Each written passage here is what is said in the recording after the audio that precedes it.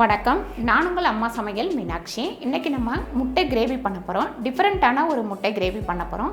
இது பார்த்திங்கன்னா நம்ம வெரைட்டி ரைஸ் பண்ணோம்னா அதுக்கு சைடிஷாக வச்சுக்கிறதுக்கு ரொம்ப நல்லாயிருக்கும். அதுக்கப்புறம் பார்த்திங்கன்னா சப்பாத்திக்கு தொட்டு சாப்பிட்றதுக்கும் ரொம்ப நல்லாயிருக்கும். வாங்க எப்படி பண்ணுறதுன்னு பார்க்கலாம். நான் 7 முட்டை வச்சுருக்கேன். முதல் தண்ணி ஊற்றி வேக வச்சிடலாம்.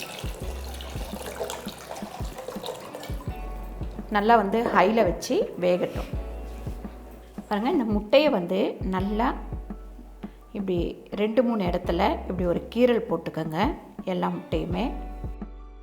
ஏன்னா மசாலா நமக்கு உள்ளே நல்லா சேர்றதுக்காக தான் நம்ம இந்த கீறல் போடுறோம். பாருங்கள், முட்டை வேக வச்சு எடுத்தாச்சு. இப்போ இதில் ஒரு 5 ஸ்பூன் எண்ணெய் போட்டுக்கலாம். எண்ணெய் நல்லா காயட்டும். பாருங்கள், ஒரு 3 வெங்காயம் பொடியை நறுக்கி வச்சுருக்கேன். ஃபஸ்ட்டு இதில் வெங்காயம் போட்டுக்கலாம். நல்லா இதை வதக்கிக்கலாம். இஞ்சி பூண்டு பேஸ்ட்டு ஒரு 3/4 ஸ்பூனு,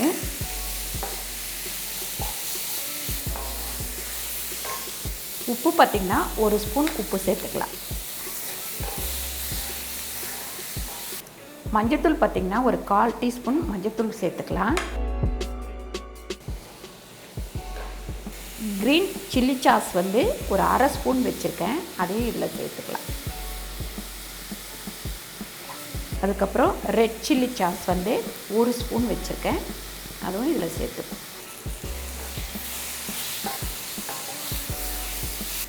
ஒரு 1/2 ஸ்பூன் அளவுக்கு மிளகுத்தூள் சேர்த்துக்கலாம். வெறும் மிளகாத்தூள் 1 ஸ்பூன்.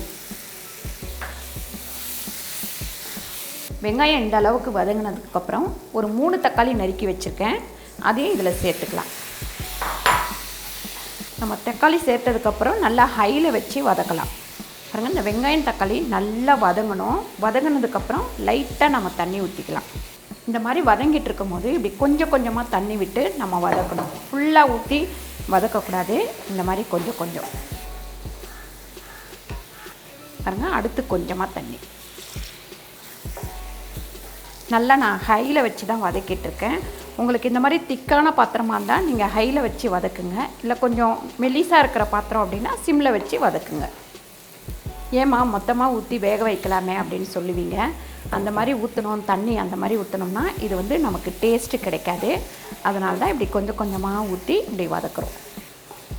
நடுப்புற நம்ம கொஞ்சம் எண்ணெய் பத்தலை அப்படின்னாக்கா கொஞ்சம் எண்ணெய் விட்டுக்கலாம். கொஞ்சம் தண்ணி. பாருங்கள், இதே மாதிரி நம்ம கிட்டத்தட்ட ஒரு 10 நிமிஷமாவது கிண்டி விட்டுக்கிட்டே இருக்கணும். கிண்டி விட்டு இப்படி தண்ணி விட்டு நம்ம இந்த வெங்காயம் தக்காளியை மசாலாவை வதக்கணும். இதோட ஸ்பெஷலே பார்த்திங்கன்னா இந்த மாதிரி நம்ம வதக்கிறது தான்.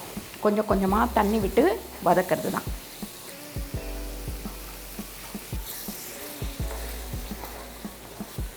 பாருங்கள், இப்போ இந்த மாதிரி வதக்கியாச்சு. இதில் நம்ம கொஞ்சம் கொத்தமல்லி போட்டு இன்னும் கொஞ்சம் நேரம் வதக்கிக்கலாம்.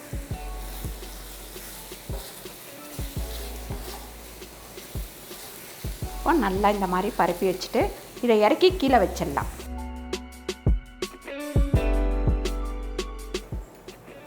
இதில் ஒரு 1/2 ஸ்பூன் அளவுக்கு எண்ணெய் போட்டுக்கலாம். எண்ணெய் போட்டுட்டு இதில் லைட்டாக உப்பு போட்டுக்கலாம். அதுக்கப்புறம் கொஞ்சமாக மஞ்சத்தூள். பாருங்கள், இந்த முட்டையை இதில் போட்டுக்கலாம்.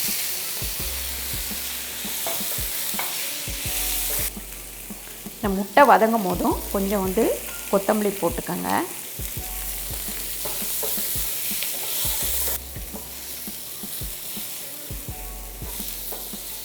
பாருங்கள், முட்டை நல்லா இந்த மாதிரி வறுத்துக்கோங்க. இப்போ எடுத்து நம்ம அதில் போட்டுடலாம்.